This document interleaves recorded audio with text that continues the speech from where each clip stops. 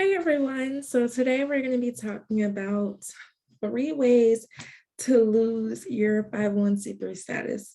Now this is going to be a really quick video. I just felt like I needed to put it out there because sometimes when I send you guys things on a PDF, y'all don't read it.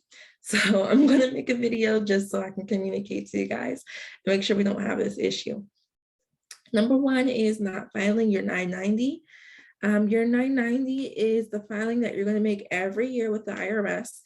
Typically, and it depends on how you filed your 501c3. Now, again, this is for people who have 501c3 status, okay? After you file your 501c3, they're usually going to send you a notice in the mail. But in most cases, you need to file it the following year before May 15th, okay? The following year from when you receive your 501c3 status. Now, you need to check with the IRS because I have no clue when your 990 is due. Like I said, most of my clients have received a letter in the mail. If you do not file your 990 for 3 years straight, you will lose your tax exempt status. So you do not want that to happen. The 990 for small organizations, very, very simple. It's simpler than setting up a Facebook account. So please don't miss out on, the opportunities that you have for your organization because you didn't file your 990. Number 2 is unrelated business income.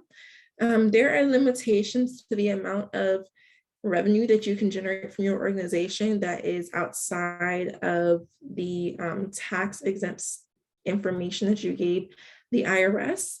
So if it's not explicitly charitable, so let's say, for example, you have a building and it's for your nonprofit, but you're renting space from that nonprofit building, and you're receiving revenue through the nonprofit from that rental space.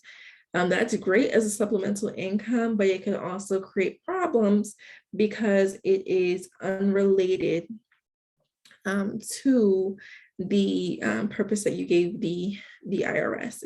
If you gave them this, saying that you were going to be serving homeless people, and the people who you're renting the office space to aren't homeless, it's unrelated. So that's an unrelated business income, which could raise red flags with the IRS. Number 3 is not necessarily, it's sort of similar, raising money, but also operating outside of what you told the IRS you were going to do. So I would truly recommend when you are filing your 501c3 paperwork to not be too specific. You can always have an attorney, look over your application and your purpose statement to make sure that it fits within the boundaries of what services your organization wants to offer. So you don't want to be so specific that if you say you serve women and children, you put that on your application, but then one day you want to serve the elderly and you're not sure if it fits within the purpose that you gave the IRS.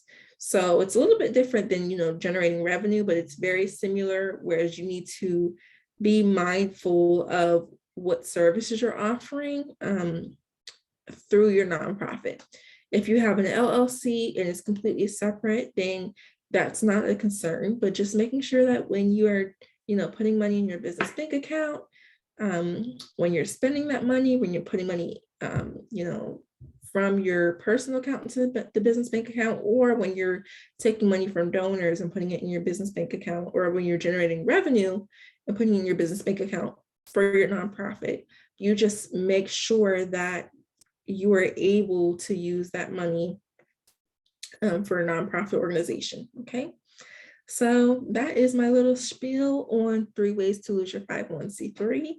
If you guys have any questions, do not consult me, consult an attorney or consult a CPA.